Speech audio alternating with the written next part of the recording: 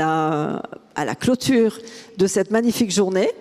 Et Patricia Lecoq, dans le président du Cercle Interrel, m'a fait l'honneur que je puisse présenter quelqu'un qui est, je dirais, qui est très, très proche de nous. C'est une femme on peut dire qu'elle a été membre du Cercle Interrel, mais elle a eu plusieurs vies.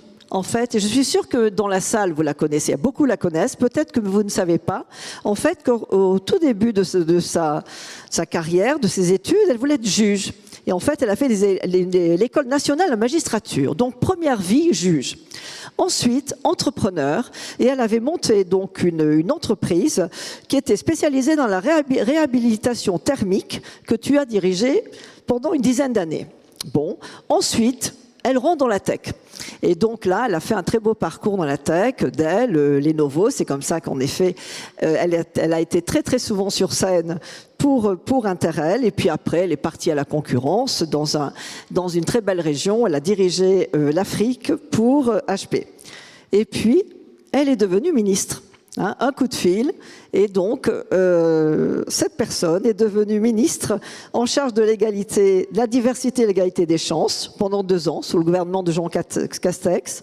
Et en fait, sous sa direction, je voudrais quand même rappeler que le gouvernement français a fait voter une loi destinée à protéger les victimes de violences domestiques, une autre pour promouvoir l'émancipation économique des femmes, la loi Rixain, et elle a introduit avec succès un projet de loi pour protéger les victimes de thérapie de conversion.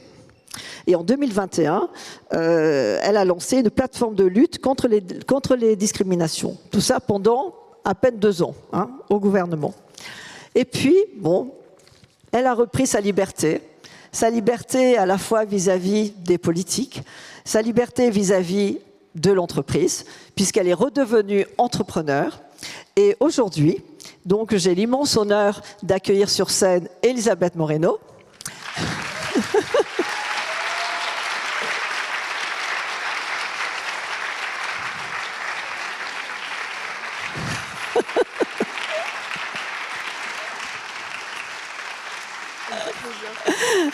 Alors, Elisabeth Moreno, il y a beaucoup de gens, quand elle a quitté le gouvernement, ils disaient « Mais qu'est-ce que tu vas faire ?» Oui. Enfin, on a une vie après de ministre. Bon, ça existe. Et donc, aujourd'hui, alors attends, parce que là, j'ai pris des notes, parce que tu fais tellement de choses. Donc, vous avez vu toutes les vies qu'elle a eues, et pourtant, elle est beaucoup plus jeune que moi. Donc, elle a fondé La Puissance du Lien. Je suis sûre qu'il y en a pas mal qui sont venus dans ces magnifiques éditions, événements, donc, qui met en lien des personnes qui viennent de tous les univers. Et ça, c'est vraiment important. C'est ce que nous n'avons pas souvent dans nos entreprises. Elle est maintenant la présidente du conseil d'administration de Ring Capital, qui est un fonds d'investissement à impact social et environnemental pour l'Europe. Et tu viens de lancer Ring Africa sur le même modèle et dont la mission est donc en Afrique avec un focus sur l'entrepreneuriat des femmes et des jeunes. Et puis quand elle a 1 minute, je ne sais pas comment dans son agenda, elle est aussi au board de diversité et inclusion de Sanofi et de la start-up Each One qui accompagne les réfugiés dans l'insertion professionnelle et métiers en tension. Je laisse la plateforme, la parole. Donc je me dis, qu'est-ce que je laisse ? Je laisse la parole à Elisabeth Moreno et je vous demande de l'applaudir. Et donc voilà, pour clôturer. Merci. Merci beaucoup.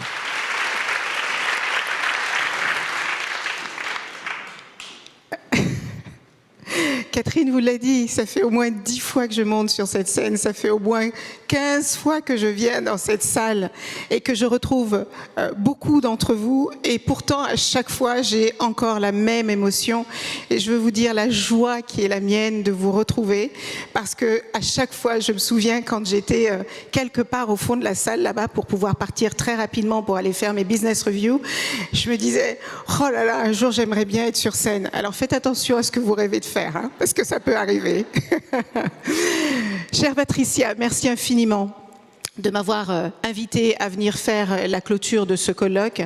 Je pense que certaines d'entre vous être en train de vous dire, mon Dieu, quand je vais rentrer tout à l'heure, je vais encore avoir tellement de choses à faire, je vais avoir 43 000 mails à traiter, il faut que je gère les enfants, il faut que je gère les courses, il faut que je gère encore tellement de choses. Mais vous ne pouvez pas imaginer combien ce moment que vous passez ensemble, toutes et tous, bravo messieurs, les courageux qui est encore ici, Vous ne pouvez pas imaginer combien il est important que vous preniez ce temps pour vous.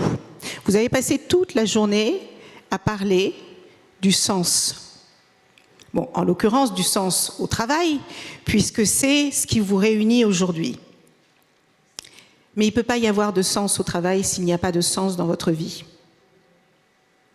Et pour donner du sens à votre vie, il faut parfois s'arrêter de travailler un tout petit peu pour réfléchir à ce que c'est que cette vie qui est la vôtre. Et c'est encore plus important à un moment où on vit autant de transformations et de mutations que celles que nous vivons en ce moment. On ne se rend pas compte que la charge mentale que l'on met uniquement sur les épaules des femmes, évidemment, parce que ça va de soi. Les hommes sont beaucoup trop forts pour avoir de la charge mentale, c'est bien connu. Eh bien, cette fameuse charge mentale est liée à l'une des maladies qui va être la plus importante dans les années qui viennent, ce sont les maladies mentales. On a des jeunes aujourd'hui qui ont tellement de doutes quant à ce qu'il va se passer dans les années qui viennent, qu'ils ne savent plus ce qu'ils vont devenir, ce qu'ils vont faire, comment ils vont le faire et avec qui ils vont le faire. Et ils se posent d'autant plus de questions qu'ils nous voient, nous, parents, terriblement douter de ce que nous avons fait, de ce que nous faisons et de ce que nous allons faire. On arrive à un moment de ce fameux Anthropocène. Vous savez, c'est la première fois de l'humanité qu'on dit que l'humain est en train de détruire la planète. Et pourtant, on a fait des COP, on a fait des réunions avec les gens les plus intelligents de la planète. On a réuni les personnes qui savent décider, qui savent prendre les décisions. Et ces gens-là se quittent en se disant « Oh, c'est ballot, on ne sait pas comment on va arrêter cette course vers la destruction de la planète. » Je crois fondamentalement que donner du sens à ce que l'on fait, ça commence d'abord par soi. Vous pouvez être le plus grand dirigeant du monde et avoir la chance de porter des entreprises comme celle que vous avez entendue tout à l'heure et ne donner aucun sens à ce que vous faites. Parce qu'il n'y a aucune cohérence dans les actions que vous alignez jour après jour. Parce qu'il n'y a aucun sens dans la manière dont vous traitez les gens avec lesquels vous travaillez. Parce qu'il n'y a aucun sens à travailler 24 heures sur 24, à ne pas voir ses enfants grandir, à divorcer 3 fois, simplement parce qu'il faut performer et faire en sorte que nos actionnaires soient heureux et satisfaits, tout en sachant que cette performance délirante amène à la destruction du monde dans lequel nous vivons. Ça fait 50 ans qu'on dit que tout ça n'a pas de sens et que des gens brillants et intelligents ont fait des études pour dire que si on continuait de consommer comme on le fait, que si on continuait d'utiliser les ressources de notre planète comme on le fait, à un moment donné, ça ne fonctionnera plus. 50 ans. Et malgré tout ça, on continue. Malgré tout ça, les pays qui polluent le plus continuent de polluer et vous dites « Non, je n'arrêterai pas. Comment voulez-vous que nous arrêtions de consommer ?» Oui, mais vous allez mourir. Oh, on verra.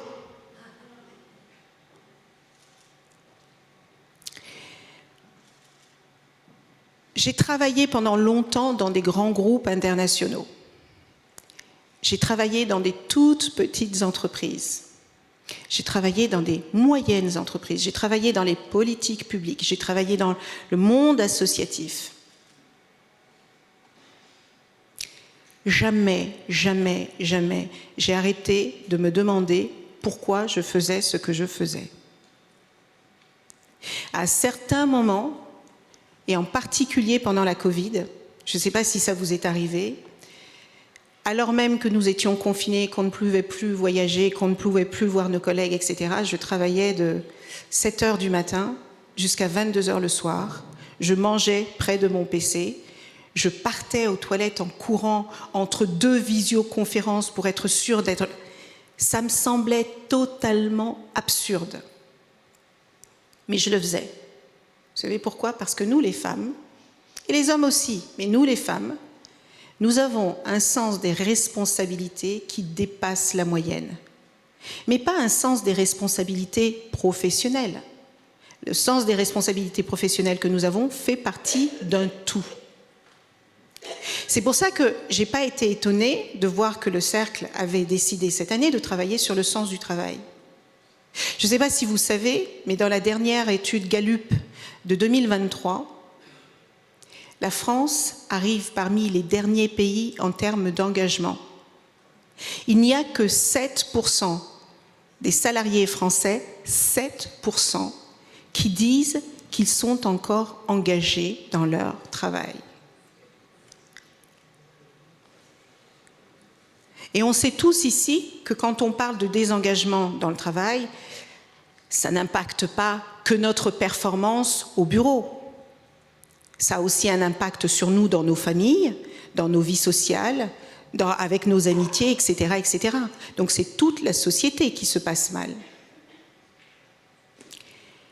Eh bien, je crois que ce moment que nous vivons en particulier est extrêmement intéressant en termes de reconstruction. Parce que j'ai toujours cru que derrière chaque crise, derrière chaque défi, il y a une opportunité. Et nous avons l'opportunité, peut-être, nous, les femmes, de créer un monde un peu plus équilibré que celui dans lequel nous vivons jusque maintenant et qui est certainement arrivé au bout. Nous n'aurions pas autant de gens en dépression, en burn-out, en obésité, etc., etc., si tout allait bien. On ne se poserait pas autant de questions à savoir si on est engagé ou pas. Vous savez bien que quand vous êtes engagé, vous le savez, vous le sentez. Vous sautez du lit quand le réveil sonne et vous vous réjouissez de savoir tout ce que vous allez faire tout au long de la journée. Non?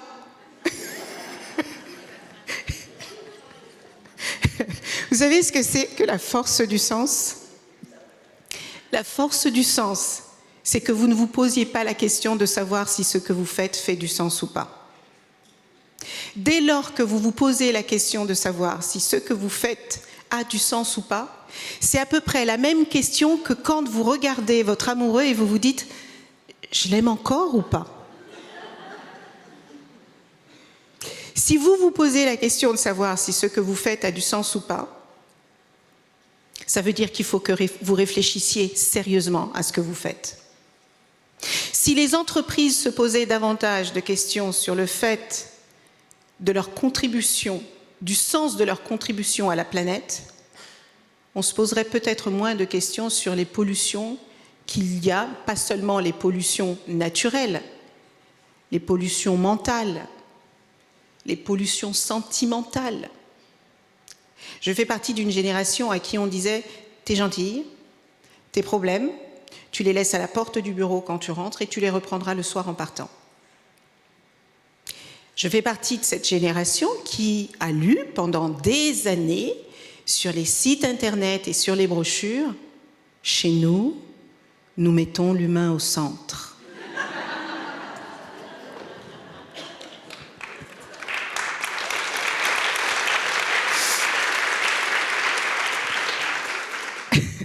Je ne l'ai jamais vu.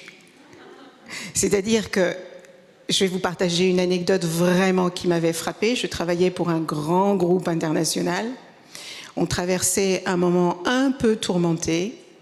Et puis, je crois que c'était un mardi soir, le CEO envoie un message et il annonce que nous allons nous séparer de 1500 personnes en Europe.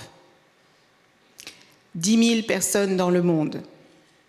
Le lendemain, nos actions ont immédiatement bondi de 6 points. Ça m'a vraiment traumatisée parce que je me suis dit, à ce moment-là, que nous avions tellement été dépassés par ce que nous avons créé, parce que c'est l'humain qui a créé l'économie, et pour une raison que j'ignore, nous avons réussi à faire en sorte que cette économie qui devait se mettre à notre service, eh bien aujourd'hui c'est nous qui sommes à son service et nous ne sommes que des variables d'ajustement. Est-ce que ça fait du sens? Lorsque j'ai quitté la politique, on m'a demandé pourquoi je n'étais pas simplement retournée dans les grandes entreprises, continuer ma carrière. Ça aurait été la facilité.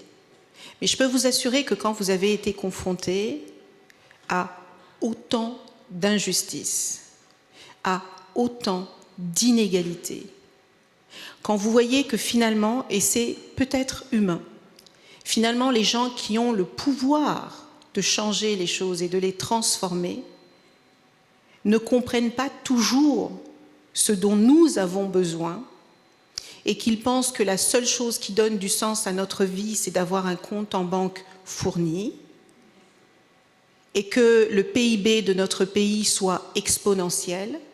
J'aurais presque envie de vous dire que si vous regardez les pays dans lesquels les gens sont les plus déprimés aujourd'hui, ce sont les pays les plus développés de la planète.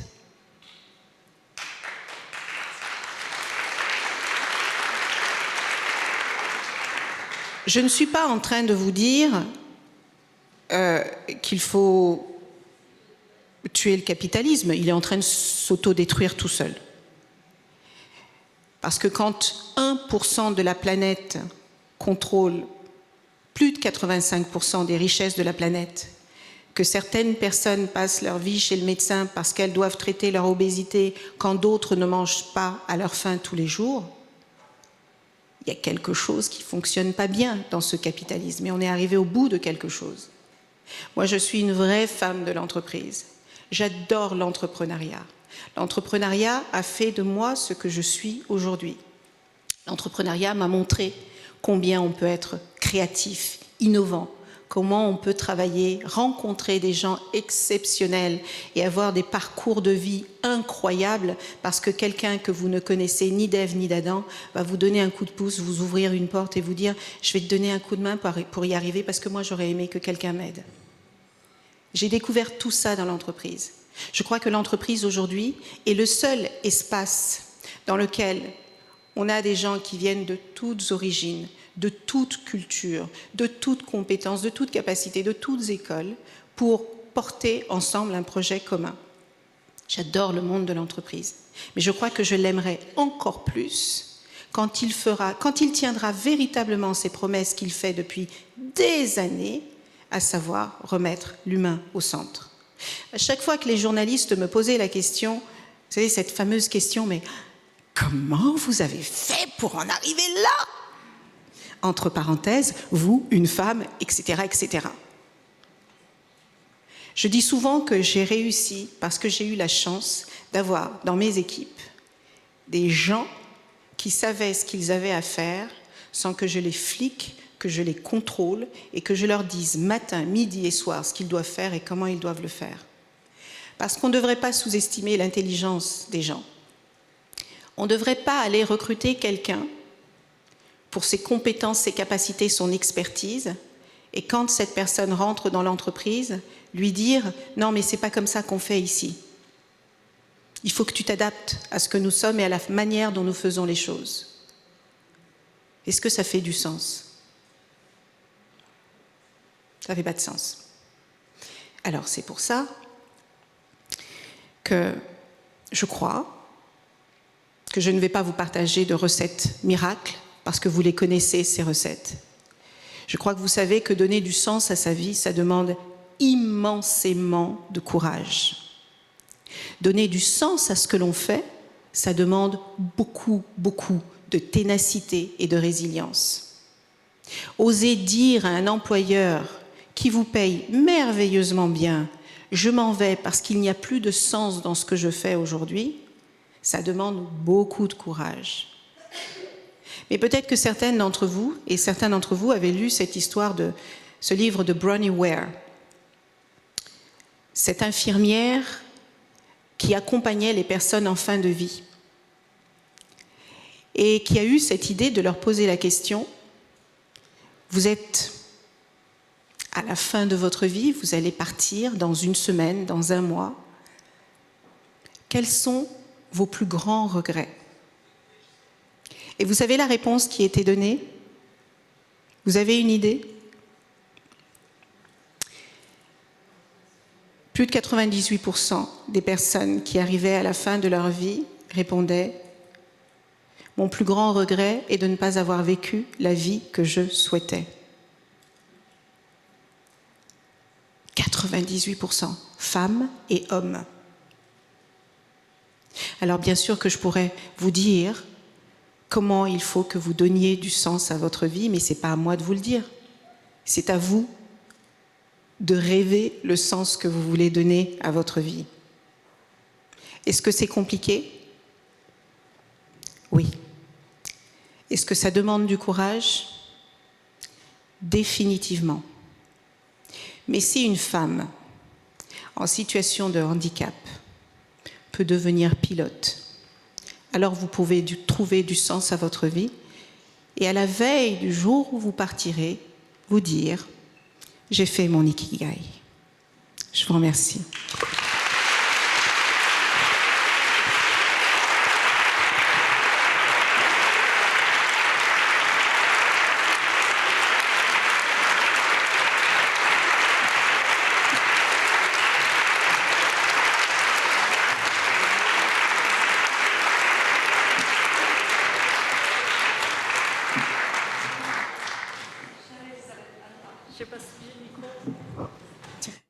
Elisabeth, un immense merci. Merci d'avoir pris ce temps avec nous. Et puis pour tes mots, tes encouragements, voilà, qui renforcent notre détermination si on n'en avait pas encore assez. Mais là, je pense que bravo. Un immense merci.